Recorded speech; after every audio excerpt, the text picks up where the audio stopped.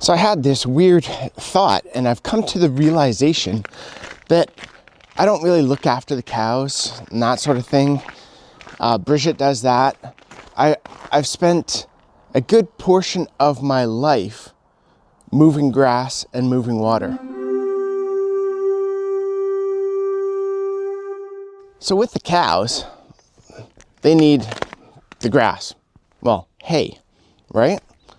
So Bridget brushes them, Bridget deworms them, Bridget does kind of everything with them, and I move the grass.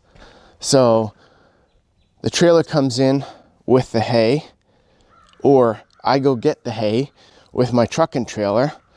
So I move the grass here, or it gets moved here. Then I get on the tractor and I move that grass into the car shelter. And then that grass gets moved in with the cows. And then the grass they didn't eat, or the grass that got turned into manure, I take that out of the paddock and then I put it in these piles where it's gonna rot.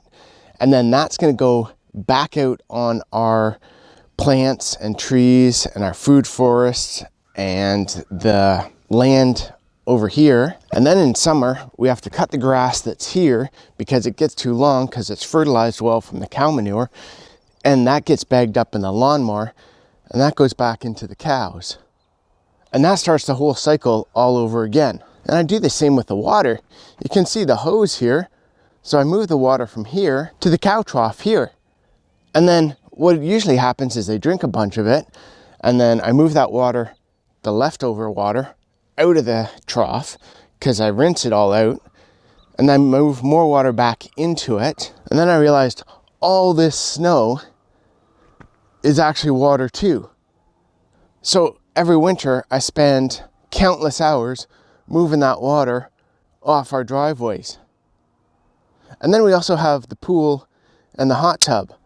So I have to move water into the pool in summer, into the hot tub in winter, and then out of the hot tub in spring, into the pool in summer.